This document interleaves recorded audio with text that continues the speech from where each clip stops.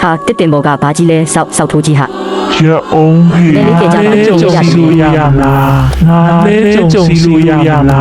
ညတော့ကကိုဖိုးထင်တယောက်ရွာဝင်မှာတရေ6ခံလိုက်ရတယ်ကွာတစ်ပင်ပေါ်ကစောက်ထိုးဆင်းလာပြီးရက်လိုက်လို့ပြောပြီးလှဲကြုံလိုက်ဖို့လုပ်တယ်တဲ့အေးဒီတစ်ပင်ကတရေအရန်6တယ်အရင်တုန်းကလည်းအ6ခံရတဲ့သူတွေအများကြီးပဲဒီတရေကတရေမှထင်တယ်ရောင်ကြားလေးတွေမှရွေး6တယ်ဟာဟာဟိတ်ကောင်မင်းပြောရင်းနဲ့စက်တီးတွေထလာပြီဒီတရေမှကျွန်တော်နဲ့တွေ့ရင်ထမီမနိုင်ပိုးဝမနိုင်ပြန်တောင်ပြေးသွားရအောင်မယ်ဒီကောင်ကတော့လေးကျဲတဲ့ဟဲ့ကိုတာဝရီဟိုဘက်ရွာထိတင်ပွဲမှာစက်သွင်းနေတဲ့မနှက်ဖြန်ကျွန်တော်တို့ကိုလှဲနဲ့လိုက်ဖို့အေးလိုက်ဖို့မယ်ဒါပေမဲ့ညနေခင်းတော့တွားရမယ်နော်ညဆိုဟိုတရေမကြောက်လို့ကိုတာဝကတတိတွေကောင်းပြနေပြန်ပြီတန်တန်ရမင်းမကြုံဘူးသေးလို့ပြောနိုင်နေသေးတယ်ပေါ့ကျွန်တော်ကလည်းကြုံဘူးချင်နေတာကိုတာဝရကျွန်တော်ရောလိုက်မယ်နော်ဒီကောင်တွေမနှက်လင်းမှပြန်မယ်နော်ငါ့ကိုမိုးမလင်းခင်ပြန်မယ်လို့မပြောနဲ့ကျွန်တော်တို့ကလည်းမိုးလင်းပေါက်ကြီးမှာစက်မကြည့်ရတာကြပေါ့ပွဲခင်းကတော်တော်စီတာပဲလာဟေ့ပွဲခင်းနဲ့လှည့်ပတ်ကြည့်ရအောင်ဟေ့ဟိုရှိကအပြိုလေးတအုပ်မိုက်တယ်ကွာဟိုရှိနာကအပွင့်ရိုက်စင်တဲ့ကောင်မလေးမိုက်တယ်ကွာလူကြီးတွေပြောသလိုထုံးနေတို့ပြီးမှတ်သွားမှနဲ့တူတယ်ဟာဟာထုံးတို့မှတ်သွားမှလားအပြိုမှန်းမသိအိုမှန်းမသိမနှက်ပြန်လူကြီးစုံရနဲ့လာပြီးနားဖောက်မှထင်တယ်ဟိကောင်တွေနာဘူးပဲစွတ်ထမနေနဲ့ပြဆက်ထွက်နေပြီးသွားကြည့်မယ်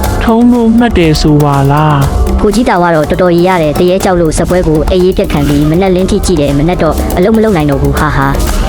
ာဟုတ်တယ်လူကဖြင့်အိုသေးတော့မယ်ခုထိတရေကြောက်တော့တန်နိုင်မင်းကတော့လေကတော့တိတ်ကျတဲ့နဖူးတွေ့ဒူးတွေ့ရင်ကြောက်တူးလုံးနေမယ်မဟုတ်လားပြင်းတောင်ပြင်းသေးတယ်ကိုသာဝရတရေများအခုတောင်တွေးလိုက်ချင်သေးတယ်မင်းဒီလောက်တက်တီကောင်းနေတာအခုညက်လက်ချိန်ရွာထိတ်ကတရေမနေတဲ့တစ်ပင်အောက်သွားရဲလားအေးငါလည်းပြောချင်နေတာမင်းအခုဒီတစ်ပင်အောက်သွားပြီးပင်စီကိုထုံလို့ခဲ့ကွာအဟားရတာပေါ့ငါသွားရဲရင်မင်းတို့ဘာပေးမလဲမင်းတကယ်သွားရင်ငါအိမ်ကစိတ်တကောင်ပေးမယ်ကွာမနှက်ဖြန်ညဒီမှာချက်စားတာပေါ့စိန်လိုက်ကွာအခုသွားမယ်ကဲဒီပင်စီမှာထုံလို့လိုက်ပြီးကွာကိုတာဝါတော့စိတ်တကောင်ပေးဖို့ပြင်ပြီးတော့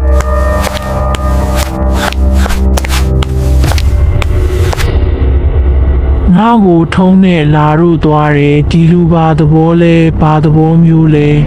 ချစ်မောင်ကြီးညတုန်းကမင်းသားတန်တိုင်ရွာထိပ်ကအပင်ကြီးမှာထုံးသွားလို့လေဆို ဟုတ်တယ်ဖိုးလူဖေးရဲ့ခက်ကလာသားသမီးတွေများတော်တော်ခက်တယ်လောက်ကောင်းမှမသိမလောက်ကောင်းမှမသိ အေးမင်းသားတန်တိုင်တတိတော့ကောင်းသားဒါပေမဲ့သွားမစတဲ့နဲ့မကျူးကျော်တဲ့နေရာဆိုတာရှိတယ်သူစီးကိုစီးဆိုတယ်လို့ပေါ့ ဟေးတို့တန်တိုင်ကတော့တက်တီကောင်းလာတော့အမှန်ပဲဟေ့အကိုတန်တိုင်ကောင်းမှုနဲ့စိတ်သားတဝကြီးစားရတော့မယ်ဒီကွာငါလည်းလက်ခံပါတယ်အဝတာစားကြ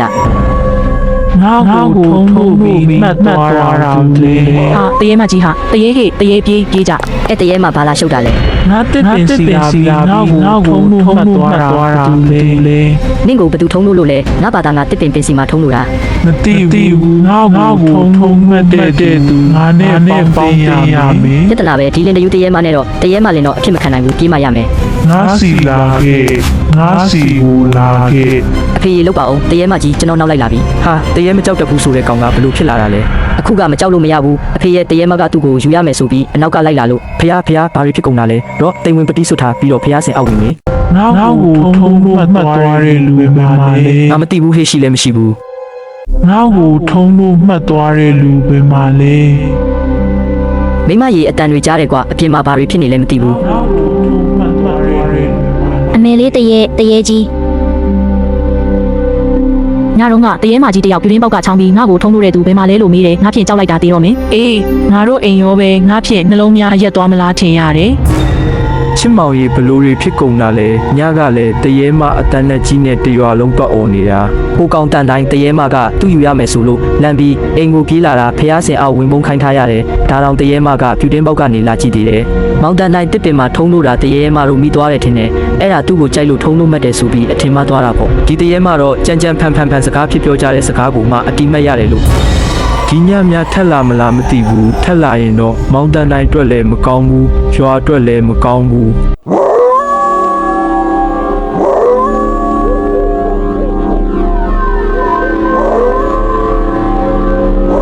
ငါ့ကိုထုံးလို့မှတ်သွားတဲ့လူပဲပါလေငါ့ကိုထုံးလို့မှတ်သွားတဲ့လူပဲပါလေ ညလုံးကတရေမလာသွားတာခင်ဗျားတို့လည်းကြားကြမှာပဲအတန်နဲ့ကြီးနဲ့អော်သွားတာကျုပ်အိမ်ကိုလည်းလာချောင်းသေးတယ် ဟုတ်တယ်ကျုပ်အိမ်လည်းလာကြည့်တယ်တရွာလုံးအိမ်တွေပက်ကြည့်တာဒီတရေမှမလွယ်ဘူးကြာရင်ခက်ကုန်လိမ့်မယ် ဆရာတော်ကတော့ရွာပတ်ပြီးပြိရုပ်ပေးမယ်တဲ့ရတယ်ညရောက်လို့ထက်လာရင်ကျုပ်နဲ့တွေ့မယ်ကျုပ်ဆရာမိုးစီမှာဒီလိုပညာတွေတင်ထားတာ ဟုတ်တယ်ဦးဖိုးကဒီတရေမကိုမှတ်လောက်သားလောက်အောင်ဆုံးမလိုက်နောက်မလာရဲအောင် ကျုပ်သားကတော့မြို့ကိုပို့ထားလိုက်ပြီးဒီကောင်တွေအုပ်စုမဟုတ်တာတွေရှောက်လို့ခုလိုဖြစ်ကုန်တာ ငါ့ကိုထုံးလို့မှတ်သွားတဲ့လူပဲမလဲငါ့ကိုထုံးလို့မှတ်သွားတဲ့ တရေမှရွာတွေကခုချက်ချင်းထွက်သွားစမ်း မတော်ဘူးငါရဲ့သူတို့သားလောင်းကိုခေါ်ပြီးမှပြန်မယ်အခုခေါ်ပြီး ဘာလို့သားလောင်းလဲလူသားနဲ့နာနာဘာဝပေါင်းဖက်လို့မရဘူးဆိုတာနင်မသိဘူးလားကိုကလည်းနှင့်ကိုမလို့ချင်ဘူး မရဘူးငါရှိမှလာမရှုံးနဲ့ငါသူတို့သားလောင်းရှာရအောင်လေ ဒီလင်တယူတရေမှတော့မြစ်တာနဲ့ပြောနေတာကိုမရဘူးပဲငါတရေနဲ့မနှံကြောင်းပြရသေးတာပေါ့ အာမနန်လေးငါရှိလာချုပ်ချင် အာကိုဖိုးကလဲကျသွားပြီဖိုးလူပင်ရေးပြေးဟာ ညတုန်းကဦးလူဝတ်တယောက်တရေရိုက်ခံရတာအခုအိပ်ရတဲ့လဲနေပြီဒီတရေမှပိုဆိုးလာနေပြီတို့ရွာသားတွေအတွက်အနေရများလာပြီးတခုခုတော့လုံးမှာ ဘာလဲနင်ကဥလူဝလိုဖြစ်သွားခြင်းလို့လား ဟေးနေကြပါအောင်ကွာတယောက်တစ်ပေါက်နဲ့ကိုကြောက်တလုံးရွာကဆရာငွေမောင်းကအပါယောဂတော်တော်နိုင်တယ်လို့ကြားရတယ်ဒီတရေမှကိုနိုင်နှင်းမှုသွားပင်ရအောင်အေးတာဝါရီပယောကဆရာကိုမင်းသွားပင်လိုက်မင်းကကြောက်တလုံးမှာအမျိုးများတယ်ရအောင်ပင်ခဲ့ ကိုကြီးတာဝဘယ်လန်းကသွားမလို့လဲတိတ်တိတ်နေစမ်းပါကွာကိုလမ်းမှာကတရေမှနေတဲ့တစ်ပင်ကြီးရှိတယ်ကွာမတော်ကုတ်စင်းချိုးနေမှာ ဆရာကြီးဖြစ်ကတော့ဒီလိုပဲဗျဆရာကူညီမရမယ် ဘာမှမပူကြနဲ့ဆရာဒီထက်ဆိုးတဲ့တရေတွေတောင်နှိမ်နှင်းလာတာများနေပြီးဒီတရေမှနောက်မလာရဲအောင်ဆုံးမခဲ့မယ် ဒီနောက်ဆရာဆုံးတယောက်ငါရှုပ်ပြန်ပြီးကဲဟာ အမေလေးဗျကဲကြပါအောင်တေးပါပြီဗျ ဆရာတော်ဖရာကြီးနောက်လာတဲ့ဆရာလဲတရေမှလက်ချက်နဲ့မတေးုံတမဲပဲဒီတိုင်းဆိုတပည့်တော်တို့ရွာလဲဒုက္ခများတော့မယ်အိမ်ဆရာတော်စဉ်းစားမိတာတော့ဟိုဘက်မြစ်ဆုံရွာမှာဆရာတော်မိတ်ဆွေတယောက်ရှိတယ်သူကအထက်လန်းလိုက်နေတဲ့ဆရာတယောက်ပဲတီလာသမားတိလဲအားကောင်းတယ်သူ့ကိုပင့်ပြီးဖြည့်ရှင်းခိုင်းရမယ်ဆရာရဲ့အဝေးကြီးကနေဒီထိပင်တာတော့အားနာပါတယ်ကျွန်တော်တို့ရွာမှာတောင်းကျမ်းရပါတယ်ဗျာကျုပ်က9ရက်သားသမီးတွေကိုကူညီနေတဲ့သူပါကဲလာကြလောက်ရမယ့်ကိစ္စလေးတွေတိုင်ပင်ရအောင်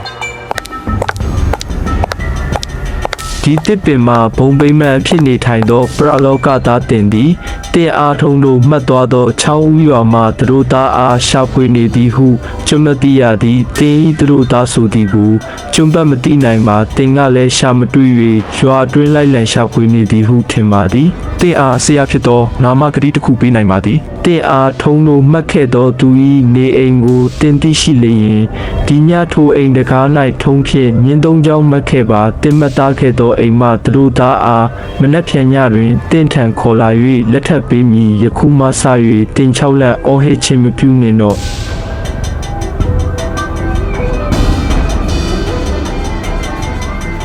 ဟာဦးချစ်မောင်အိမ်တကားမှာထုံးလို့မှတ်သွားတယ်ဟဲ့ ဟေးဝိုင်းကြီးမနေနဲ့တာဝါတို့အဖွဲ့ကတရွာလုံးမှာရှိတဲ့အိမ်တွေရဲ့တကားမှာထုံ3ချောင်းလိုက်တို့ကြ ဟင်ကျုပ်အိမ်လာမလို့နဲ့တရေမကကျုပ်လင်လာဆွဲသွားရင်ဘယ်လိုလုပ်မလဲ အိမ်တိုင်းတို့ရမယ်ဆရာကြီးကတရွာလုံးအတွက်ကောင်းအောင်စီမံပေးနေတာကိုအထွတ်မတက်ကြနဲ့ ဘယ်မှာလဲငါသူတို့သားဆရာခေါ်ထားပေးမယ်ဆိုတဲ့သူတို့သား အေးမင်းတို့သားကိုဆရာခေါ်ထားပေးခြင်းပေမဲ့ဒါအိမ်မက်မသိလို့မခေါ်ထားနိုင်ဘူးဖြစ်နေတယ် ဘာဆရာပြောတော့ထုံးလို့ထားတဲ့အိမ်ကသူတို့သားခေါ်လာပေးမယ်ဆို အေးမင်းကတရွာလုံးကအိမ်တွေထုံးတုတ်ခဲ့တာဘာသဘောလဲတရွာလုံးကယောက်ျားတွေကိုလင်းတော်ချင်းနေတာလားမင်းတော်တော်တရားလွန်သွားပြီ မဟုတ်ဘူးကျုပ်တဲ့အိမ်ထဲတို့ခဲ့တာအခုသွားကြည့်မယ် ကဲတရေမမင်းကိုဒီရွာကလူတစ်ယောက်ကထုံလို့မှတ်ခဲ့တယ်ဆိုလို့အထက်နဲ့မင်းတွေကမင်းကိုရွာထဲဝင်ခွင့်ပြုခဲ့တာအခုမင်းကတရွာလုံးကယောက်ျားတွေကိုဒုက္ခပေးချင်လာတော့အထက်နဲ့မင်းတွေကခွင့်မပြုတော့ဘူးဒီရွာကိုမင်းဆက်ပြီးဒုက္ခပေးမယ်ဆိုရင်တော့ကျုံမင်းကိုချုပ်ပြီးအထက်ဆိုင်ရာကိုအဲ့ရလိမ့်မယ် ဟုတ်ကဲ့ပါဆရာရဲ့ကျုပ်ဒီရွာထဲမလာတော့ဘူးကျုပ်သွားမယ်